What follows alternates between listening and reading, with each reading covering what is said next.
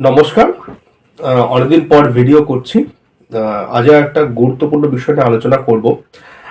যে বিষয়টা নিয়ে জ্যোতিষের যে বিষয়টা নিয়ে মানুষের মনে অনেক ভয় আছে, ভীতি আছে, সেই বিষয়টা অর্থাৎ সেই ভাবটাকে নিয়ে আমি আজ আলোচনা করব। সেটা হলো কি? সেটা হলো অষ্টম ভাব। হ্যাঁ, ঠিকই শুনেছেন, জ্যোতিষের অষ্টম ভাব নিয়ে আজ একটু আলোচনা করব। জেনারেলি অষ্টম ভাবের নাম শুনলে সবার আগে মানুষের মনে বা যারা জ্যোতিষ অনুরাগী বা যারা জ্যোতিষ জানেন তাদের সবার আগে তাদের মনে আসে মৃত্যু। এই শব্দটাই মনে আসে যে অষ্টম ভাব থেকে মৃত্যু বিচার করা হয় বা আয়ু বিচার করা হয়। এটা প্রায় সবাই জানে এবং এই অষ্টম ভাবের নাম শুনলে এই মৃত্যু বা আয়ু শব্দটা তাদের মাথায় সবার আগে স্ট্রাইক করে। এখানে জেনারেল যে ধারণাটা আছে বা সাধারণ যে ধারণা সেটা হচ্ছে যে অষ্টম ভাব মানেই যার ছকে অষ্টম ভাবের দশা চলবে বা অষ্টম ভাবে অন্তর্দশা চলবে বা ধরুন অষ্টম যে শনি গোচরে পাস করবে, তাদের সেক্ষেত্রে মৃত্যু বা তার হতে পারে বা তারা মারা যেতে পারে। এখানে হচ্ছে সব থেকে বড় ভুল ধারণা। সে ফর এক্সাম্পল, আপনার যদি অষ্টম ভাবের দশা চলে অর্থাৎ অষ্টম পতির দশা চলে বা অষ্টম ভাবস্থ গ্রহের দশা চলে, তাহলে ইটসেলফ আপনি মারা যাবেন কিন্তু তা কিন্তু কোনো মানে নেই। আপনি যে মারা যাবেন তার কোনো মানে নেই। সবার আগে আপনার বা যে কোনো ব্যক্তি কখন মারা যাবে সেটা বিচার করতে গেলে তার আগে আয়ুর কক্ষাটা দেখতে হবে। অর্থাৎ আয়ু কক্ষাটা তার স্বল্পায়ুতে পড়েছে কি মধ্যায়ুতে পড়েছে কি দীর্ঘায়ুতে পড়েছে, সেটা তার জন্মকুষ্ঠি বা হরোস্কোপ দেখে সবার আগে সেটা বিচার করতে হবে। তারপরে যে সময় তার দশাপতি অষ্টমপতি দশা চলবে, সেই অষ্টমপতি দশাটা তার জন্ম চার্ট অনুযায়ী যে আয়ু কক্ষা নির্ধারিত হয়েছে সেই নির্ধারিত সময় চলছে কিনা সেটা দেখতে হবে। অর্থাৎ ধরুন কারো দীর্ঘায়ু যোগ তার চার্টে দেখা যাচ্ছে বা কুষ্ঠিতে দেখা যাচ্ছে, কিন্তু তার অল্প বয়সে ধরুন 25-26 বছর বয়সে অষ্টম ভাবস্থ গ্রহ বা অষ্টমপতি দশা পড়লো, তাহলে কি সে মারা যাবে? না, কখনোই মারা যাবে না। তখনই তাকে সেই অষ্টম ভাবস্থ গ্রহের দশা মারতে পারবে না। এই কারণে, কারণ তার চার্ট বা জন্মকুষ্ঠিতে তার দীর্ঘায়ু যোগ রয়েছে বা তার আয়ু কক্ষাটা দীর্ঘায়ুতে পড়েছে। সুতরাং তার অল্প বয়সে বা স্বল্পায়ুতেই তার যতই অষ্টম ভাবে গ্রহের দশা পড়ুক বা অষ্টম পতির দশা পড়ুক, তাকে মারতে পারবে না, কোনোভাবে মারতে পারবে না। কারণ তার মেন চার্ট যেটা নির্দেশ করছে দীর্ঘায়ু। ঠিক সেরকম ভাবে যদি কারো দীর্ঘায়ু যোগ থাকে এবং তার যদি মধ্যায়ু বলতে বোঝাচ্ছে মোটামুটি 45 থেকে 60-এর মধ্যে, এর মধ্যে যদি কারো অষ্টম ভাবের দশা চলে কিন্তু তার দীর্ঘায়ু যোগ রয়েছে, তাও তাকে মারতে পারবে না বা সে মারা যাবে না। তো সেক্ষেত্রে কি হতে পারে?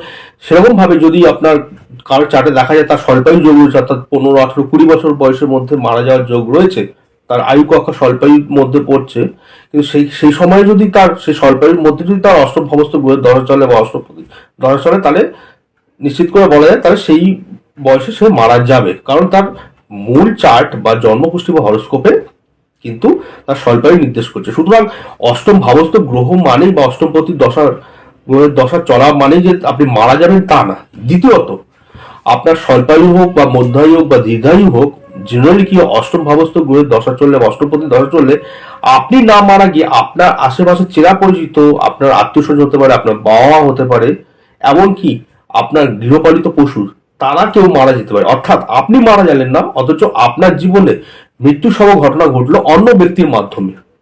ব্যাপারটা বুঝতে পেরেছেন? আবারও বলছি, অষ্টম ভাবস্থ গ্রহের দশা চললে বা অষ্টম পতির দশা চললে সেক্ষেত্রে আপনি যে নিজে মারা যাবেন তা নয়, আপনার জীবনে যারা ওতপ্রোত ভাবে জড়িত, আপনার বন্ধু বান্ধব হতে পারে, আপনার আত্মীয় স্বজন হতে পারে, এমনকি আপনার গৃহপালিত পশু হতে পারে, তারা কেউ বা আপনার গুরুজন কেউ, তারা কেউ মারা যেতে পারে। অর্থাৎ আপনার অষ্টম ভাবের গ্রহস্থের দশার যে ফলটা সেটা আপনাকে দিল, সেই মৃত্যুটা আপনাকে দিল, কিন্তু আপনার থ্রু দিয়ে দেয়নি, আপনার চেনা পরিচিত থ্রু দিয়ে দিচ্ছে। অর্থাৎ তাদের থ্রু দিয়ে আপনি অষ্টম ভাবের যে কষ্টটা, যে মৃত্যু কষ্টটা, সেটা পেলেন। আপনি নিজে হয়তো মারা গেলেন না, বাট অন্যরা যে মারা গেল তাদের যে মৃত্যুর কষ্টটা সেটা আপনি পেলেন। তো সুতরাং বুঝতেই পারছেন, এখানে আজ অষ্টম ভাবস্থ গ্রহের দশা বা অষ্টমপতির দশা চলা মানে যে আপনি মারা যাবেন তা নয়। বিষয়টা কিন্তু অনেক ইলাবল ভাবে দেখতে হবে। জ্যোতিষে এরকম প্রচুর বিষয় রয়েছে, এটা কিন্তু ফেস ভ্যালুতে, অর্থাৎ যা বলছে লিটারাল মিনিং করলে হবে না। এক একটা কথার মাঝখানে অনেকগুলো লেয়ার থাকে, সেই লেয়ারগুলো যদি আপনি না বুঝতে পারেন তাহলে কিন্তু সঠিক প্রেডিকশন করতে পারবেন না। সুতরাং অষ্টম ভাবস্থ গ্রহের দশা বা অষ্টমপতির দশা চলা মানে আপনি মারা যাবেন তা না, কিন্তু নিজ্ঞাতভাবে আপনার আশেপাশে আপনার চেনা পরিচিত, আপনার আত্মীয় স্বজন, বন্ধু বান্ধব এবং এমনকি গৃহপালিত পশু পাখি মারা যাবে, অর্থাৎ তাদের মারা যাওয়ার মাধ্যমে অষ্টম ভাবের যে মৃত্যু যন্ত্রণা বা মৃত্যু কষ্টটা আপনি পেলেন। ব্যাপারটা বুঝতে পারছেন আসলে? আর এছাড়া আপনার আয়ু কক্ষা অনুযায়ী আপনার কিন্তু মৃত্যুটা নির্ধারিত হবে। দীর্ঘায়ু যদি কক্ষা থাকে, অর্থাৎ আপনার জন্মগোষ্ঠীতে যদি আপনার দীর্ঘায়ু যোগ থাকে এবং আপনার যদি অল্প বয়সে যতই অষ্টম ভাবস্থ গ্রহের দশা চলুক বা অষ্টমপতি দশা চলুক, কোনোভাবে আপনি মারা যাবেন না। সুতরাং অষ্টমপতি কথা শুনলে যে সবার আগে মৃত্যু ভয় বা মারা যাওয়ার বিষয়টা আসে, সেটা কিন্তু সবসময় ঠিক নয়।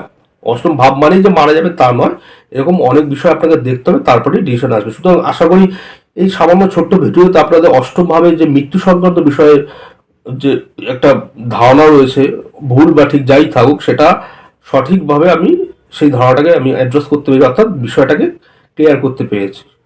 আপনার যদি ভালো লাগে লাইক করবেন, কমেন্ট করবেন, শেয়ার করবেন, এবং আপনারা যে বিষয়ে জানতে চান সেই বিষয়ে কমেন্ট করে জানাবেন। আমি চেষ্টা করব আপনাদের জানতে চাওয়ার বিষয় নিয়ে ভিডিও করার। নমস্কার।